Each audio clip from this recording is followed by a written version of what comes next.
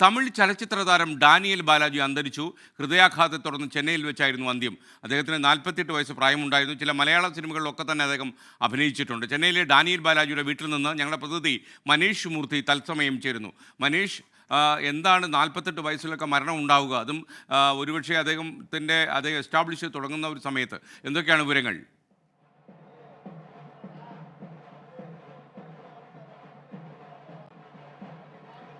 Good morning. തീർത്തും അപ്രതീക്ഷിതം എന്ന് തന്നെ പറയാവുന്ന ഒരു മരണമാണ്. കാരണം വളരെ വേഗത്തിൽ ഇന്നലെ രാത്രിയിൽ കൊട്ടിവാക്കത്തെ സുഹൃത്തിൻ്റെ വീട്ടിലായിരുന്നു അദ്ദേഹം ഉണ്ടായിരുന്നത്. അവിടെ വെച്ചാണ് നെഞ്ചുവേദന അനുഭവപ്പെടുന്നത്.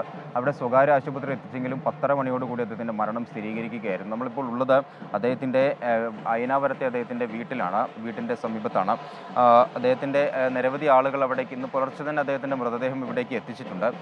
നിരവധി ആളുകൾ അദ്ദേഹത്തെ കാണുന്നതിന് വേണ്ടി എത്തിച്ചേരുമെന്ന് തന്നെയാണ് പ്രതീക്ഷിക്കുന്നത്. കാരണം ഏറ്റവും പ്രമുഖരായിട്ടുള്ള വിജയ് ഉൾപ്പെടെയുള്ള പ്രമുഖരുടെ കൂടെ അദ്ദേഹം അഭിനയിച്ചിട്ടുണ്ട്. വില്ലൻ വേഷങ്ങളിലൂടെയാണ് അദ്ദേഹം വളരെ ശ്രദ്ധ നേടിയത്.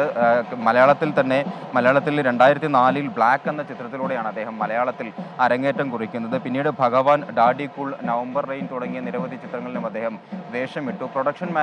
സിനിമയിൽ പ്രൊഡക്ഷൻ മാനേജറായി തുടങ്ങിയ അദ്ദേഹം 2000 ഒരു സീരിയലിലൂടെയാണ് അദ്ദേഹം വരുന്നത്. അത് ചിട്ടി എന്ന് പറയുന്ന ഒരു സീരിയലിലാണ് അദ്ദേഹം വരുന്നത്. അതിലാണ് അദ്ദേഹത്തിൻ്റെ ഡാനിയൽ എന്നായിരുന്നു അദ്ദേഹത്തിൻ്റെ പേര്, ആ കഥാപാത്രത്തിൻ്റെ പേര്. തുടർന്നാണ് TC ബാലാജി എന്ന് പറയുന്ന ദാനിയൽ ബാലാജിയായി മാറുന്നത്. 2002 ആദ്യ ചിത്രം വരുന്നത്. അത് ഏപ്രിൽ മാസത്തിൽ എന്നാണ് ആദ്യ ചിത്രത്തിൻ്റെ പേര്.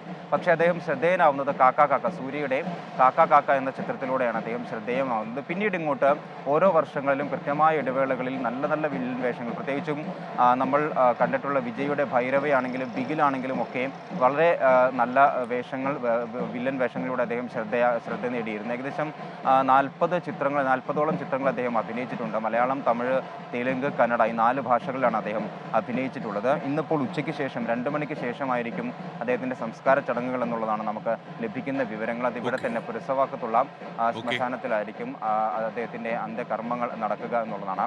എന്തായാലും വളരെ വേഗത്തിലുള്ളൊരു മരണം. സിനിമാ ലോകം സത്യത്തിൽ ഒരു ഞെട്ടലിൽ തന്നെയാണ്. മനീഷ് മൂർത്തിയാണ് ചെന്നൈയിൽ നിന്ന് നമുക്കൊപ്പം ചേർന്നത്.